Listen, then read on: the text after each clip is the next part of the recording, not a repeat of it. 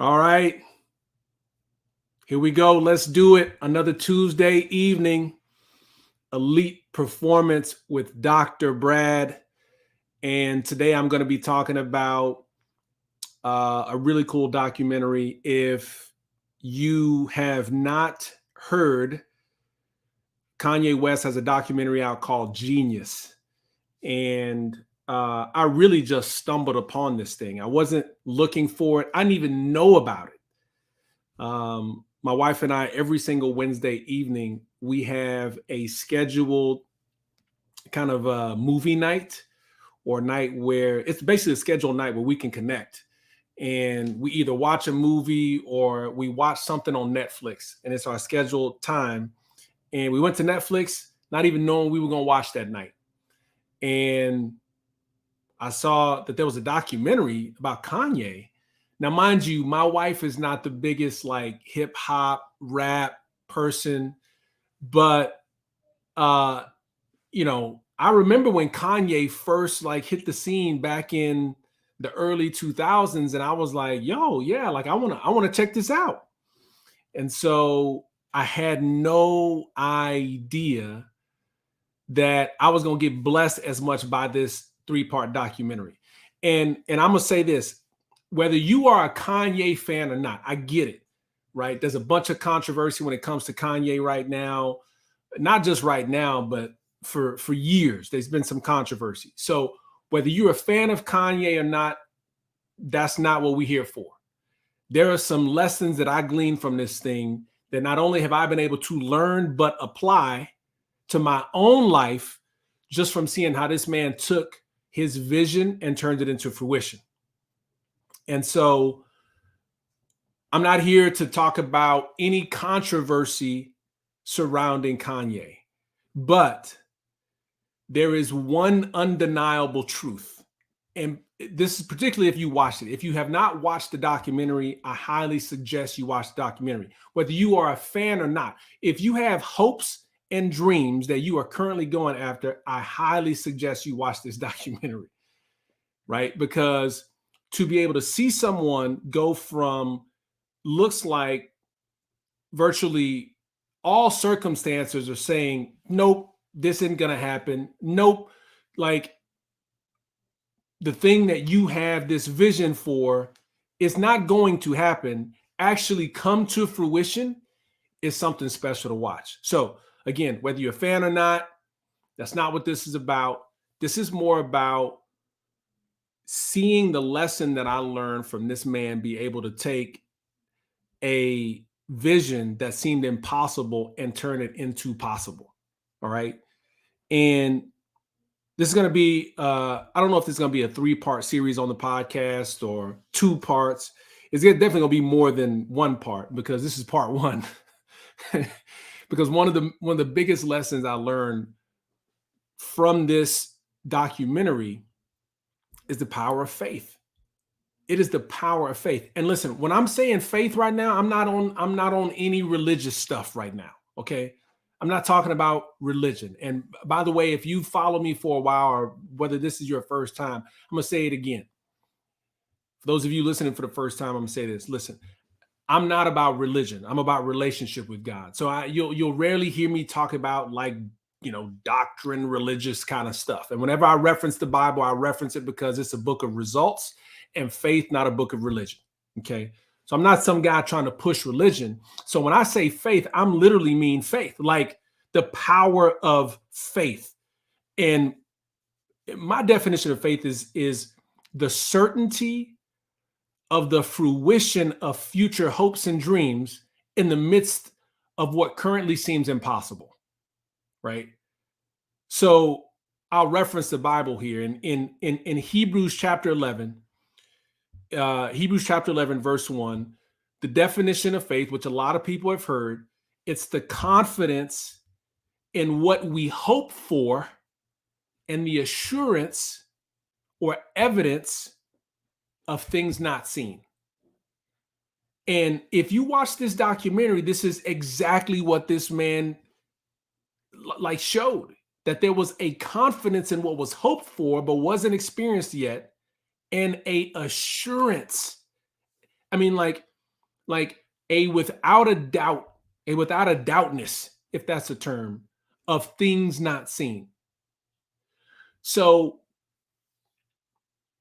one of our biggest challenges when it comes to our hopes and dreams is the lack of faith, is the lack of the confidence in the things that we don't currently see. And there's a difference, by the way, between sight and vision. See, when I'm talking about what Kanye had vision. He saw, meaning the ability to see what is not seen, as opposed to sight. Sight says, you know what? I see what's tangible right in front of me. Vision is seeing what you can't see with the eyes, but can see with the mind, being able to see in the future. And listen, everything around this man, everything, his environment, what people were saying, everything around him suggested that there was no way that his hopes and dreams of becoming a successful rapper, not a producer, because if you watch it, you know what I mean, a successful rapper in the industry. Everything was pretty much saying, nope, this is not going to happen. So I want you to think, like, when it comes to your business, what are those hopes and dreams? What are those hopes and dreams that right now, in the midst of what currently seems impossible, you're starting to doubt? See, this is one of the greatest challenges that we face, is that we focus on sight instead of vision. So in your current business or career, what is it that is like, man, I have this dream, but I don't know. I have some doubt. What about not just in your business, but what about your body, your health and fitness? What are those? What's that dream that you once had? It could be as recent as the New Year's resolution you just made about getting in shape. Has the dream already fizzled?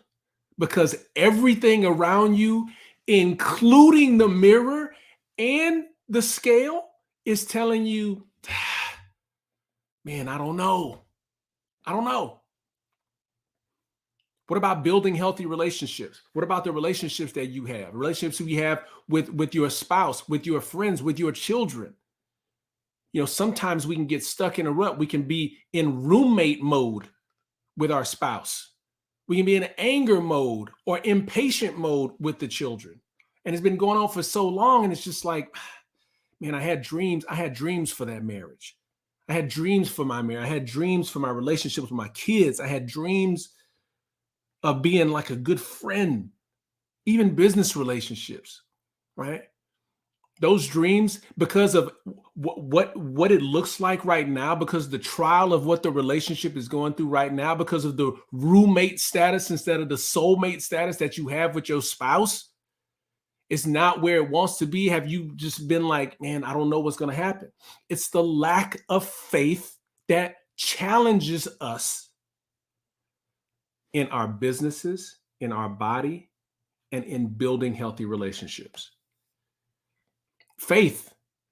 You know, when I turned on that documentary, I had no idea it was going to be a lesson in faith for me, right?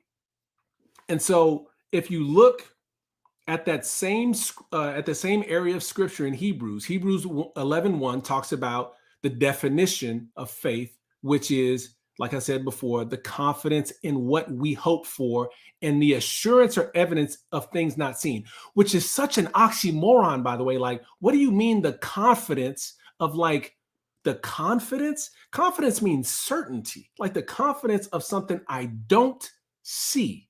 Like, that doesn't even make sense.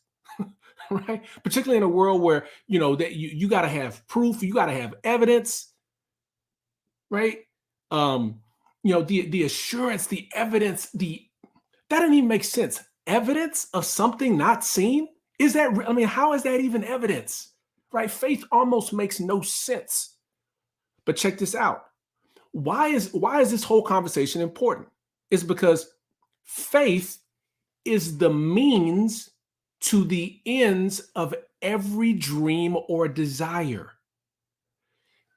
So Hebrews talks about, that was Hebrews 11:1, what I just talked about, but Hebrews 11:3 says, by faith, by this whole concept of evidence of things not seen, we understand that the universe was formed at God's command so that what is seen, what we see tangibly, was not made out of what was visible, meaning what we currently see, everything that is visible came from something invisible, right? Like my phone. I don't have my phone. Well, I'm filming on my phone, but you know what I'm saying? Like that phone is tangible, it's visible. We can experience it right now, but that at one point came from someone's imagination. That came from something invisible. Every single thing, think about it, that you experience right now came from something invisible. Everything. So anything that you currently see came from or experience came from someone's imagination. So I want you to check this out. Manifestation of anything starts with imagination. Okay? Manifestation begins with imagination. So that's the reason why this whole conversation is important. It's because anything that you currently cannot see, but have vision for, but want to tangibly see, has to happen by faith. See, I ain't on no religious stuff right now. I'm just talking facts. That faith is the means to the ends of every dream or desire to happen. Check this out. Faith is, so if I'm talking about like a means to an ends, right? It's a connector, it's a bridge. So faith is the vehicle by which vision, right? What you cannot see tangibly, but what you can see in your mind, faith is the vehicle by which vision turns into victory. Faith is the vehicle by which turning vision, can't see it tangibly, but see it in your mind, into victory, meaning I see it right in front of me. Okay? Now check this out. The biggest destroyer of this critical thing we call faith in order to turn our hopes and dreams and desires into fruition, the biggest destroyer of that is our current senses.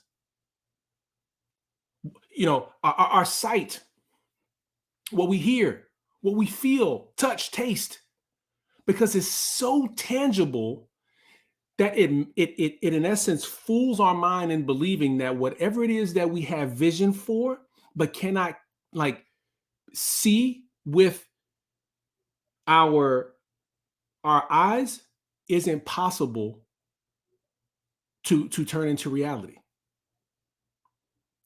Isn't that crazy? That the thing that we thank God for, which by the way, I thank God for my vision. I thank God for my sense of taste and feel and touch and all of this stuff, right?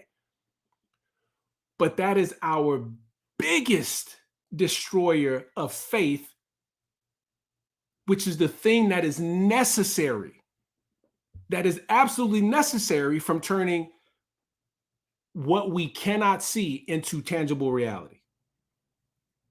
Now, check this out.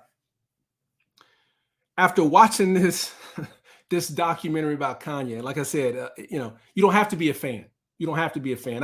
Honestly, I'm a fan of the early Kanye, college dropout Kanye, late registration Kanye, some of the newest Kanye. I appreciate some of the gospel stuff he's kind of put out, but again, never mind the controversy. Just look at the body of work and how he was able to have vision and faith. So there is a formula for faith after watching this thing. I was like, yo, this is crazy. Formula for faith. 3 things: clarity, connection, and concentration. I'm going to break down each of these. So clarity, when you watch the documentary, you'll see what I mean by clarity is having crystal clear vision on what you want. Like it's got to be crystal clear. It can't be like wavering. It's very similar to a GPS when you think about your goals, like being so specific. Because if you put in a GPS, I just want to go north, it's going to try to find North Street. So clarity is one of the things needed in terms of your formula for faith. You got to know what you want. And the reason why this is so important is because you can't hit a moving target and you can't hit a target that's blurry. So you got to know what you want. You got to know what you want in your business. You got to know specifics. What do I want? What are the numbers I want to hit? You got to have specifics when it comes to your body. Like, what weight do I want to have? What do I want to do? What is this going to look like specifically? Goals for your relationships. How often are me and my wife going to get together? How often are me and my kids going to get together? Am I going to create strategic time to make sure that this happens? Like, we got to have some clear goals. And when you look at it, he knew he wanted to be a rapper, and not only be a rapper, but be the greatest. Now that's arguable, right? That's always going to be arguable about who's the greatest. I'm not saying he is. All I'm saying is that he had vision, that he knew beyond a shadow of a doubt he wanted to be a rapper. So here's my question to you is, what do you want? What do you want? Be specific about it. And I get it. Sometimes we don't even want to set a specific goal for fear that we're going to fail at it again. I get it. However, this is how it works. It's got to be clear. The more clear you are, the more likely it is that you'll hit it. Sometimes we think, man, the more clear I am, the more likely it is I won't. Right? I get it, but we got to set a clear goal. Next one, connection. And what I mean by this is this man connected with his dream more than he did anything else, right? So that you don't compromise on the dream.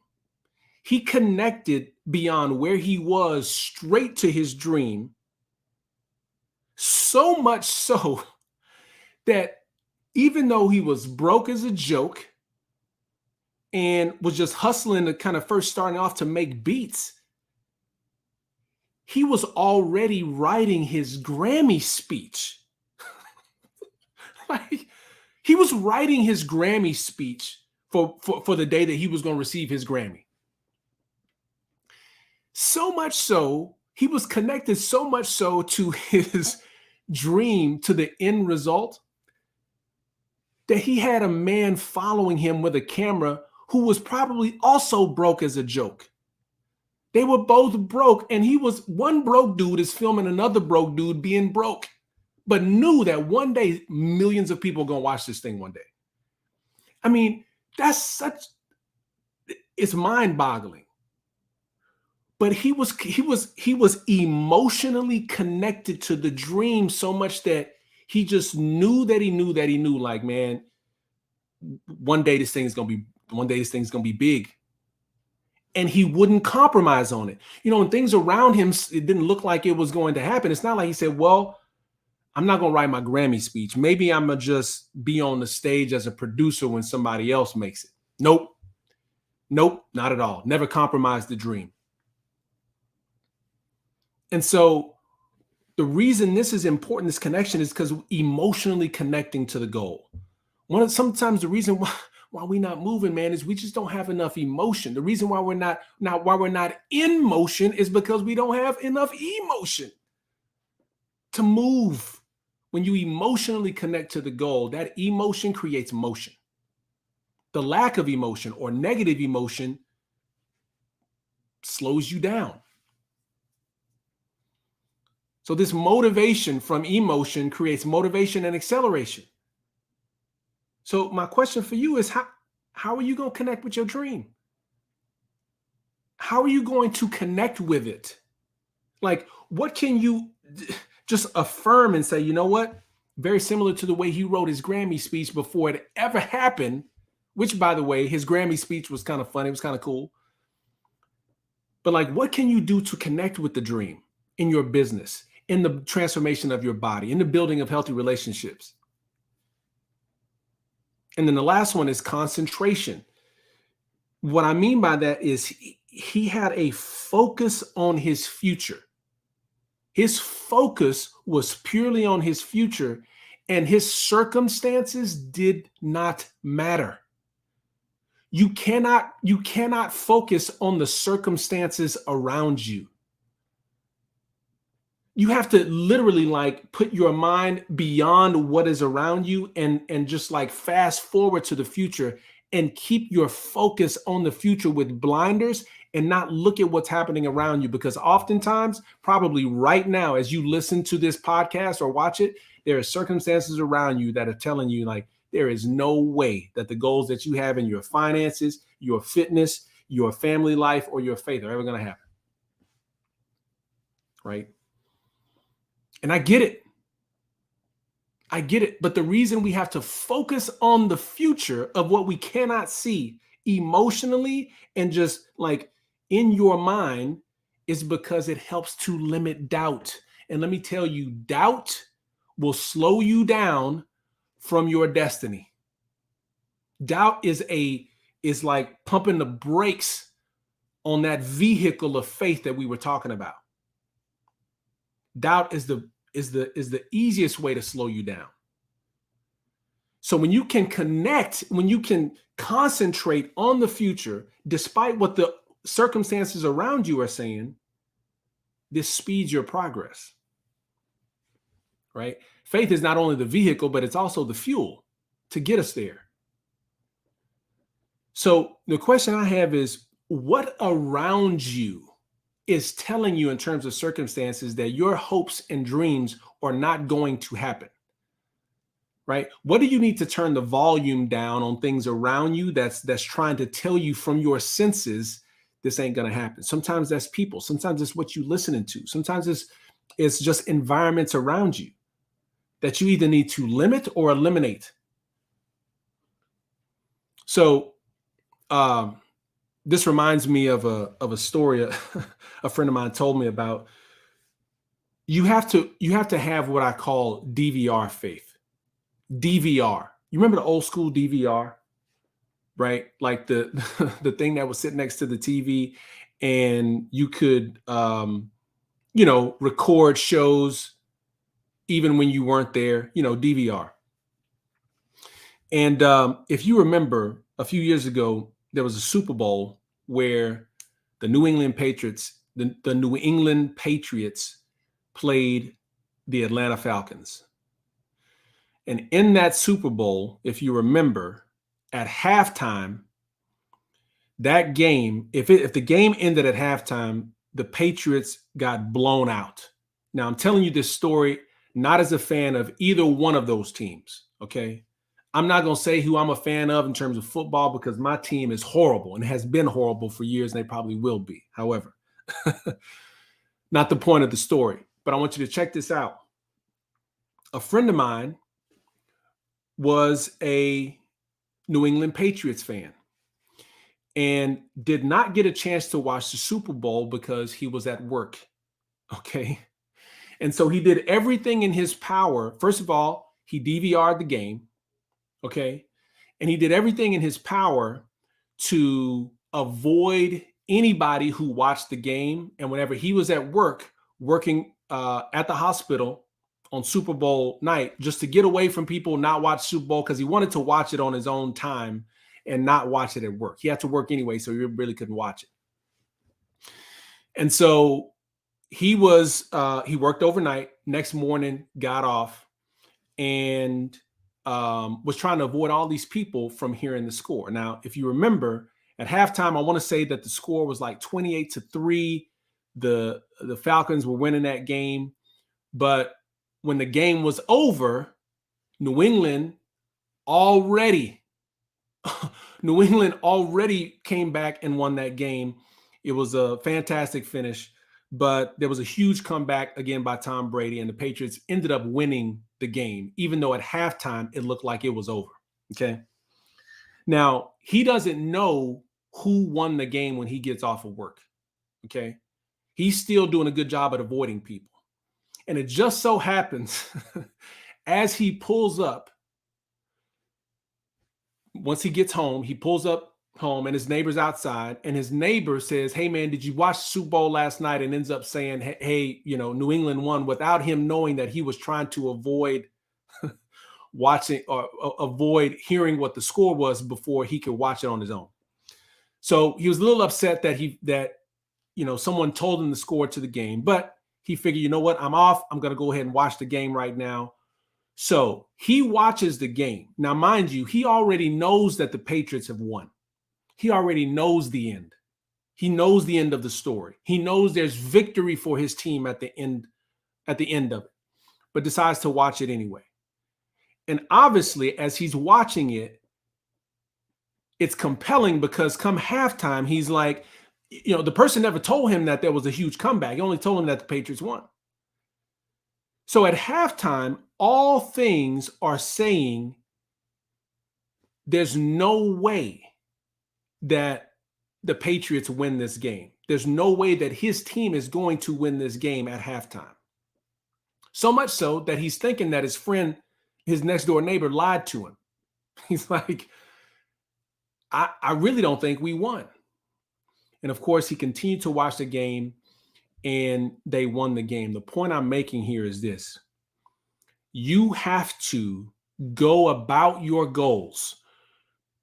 I'm challenging you to go about your goals in your business, in the transformation of your body, in the building of healthy relationships, and whatever that some of the biggest goals and hopes and dreams are. You got to go after it with that DVR faith, knowing that the game is already won. And that right now, if all the circumstances around you are telling you that it's over, is that we are simply in quarter number 2. That's it. You got to know that it's already won and live in the future of the victory. This is how faith looks like and how it is walked toward the things that you want to see happen come to fruition. And check this out. There is a confidence of knowing the victory already. There's a confidence of just knowing the victory where you don't have to worry, because worry is like weeds to the seeds of all the work that you've put into. It slows things down. And so I want to know, I want you to think about it. What do your desires and dreams look like? Not the compromised ones, the ones that you really, really have. What do they look like? What do they feel like once the victory has happened? I want you to imagine what it would feel like not to worry whether it's going to happen or not. I mean, just think about that. I mean, think about what it would be like not to worry at all about whether your financial hopes and dreams, your family life hopes and dreams, your fitness hopes and dreams, whether you don't have to worry about whether it's going to happen or not. You got to have confidence in the end, no matter what the tangible circumstances tell you, no matter what your current senses say. What would it feel like not to worry?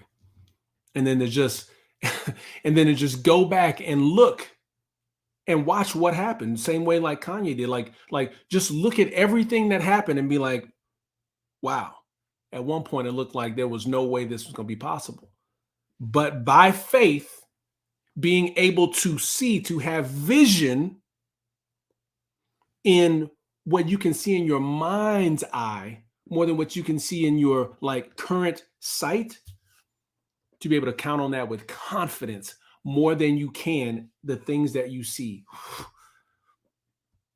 But it's going to require some faith. Faith is your vehicle. Oftentimes overlooked, but I'm telling you, it is absolutely necessary in order for you to achieve the dreams and the hopes that you have in your mind for your business, for your body, and for building healthy relationships. So I encourage you, if you haven't watched it, Whether you are a fan or not, you will be blessed. I'm telling you, right? Some of the language is kind of strong. I get it. So if you got kids, you might want to put them away depending on their age. You know, my kids, they're younger, so we couldn't watch something motivational with all the language. But it was a huge surprise to me. Particularly, I didn't even know it was happening, and we watched it on the day it came out. It wasn't like we were planning to watch this thing, but we ended up being blessed by it. So I'll be back next week talking about part 2 about the lessons I learned from Jeen-Yuhs, the Kanye documentary. Until then, you guys, be blessed by the best, like my coach says, and I'll see you guys next week. Peace.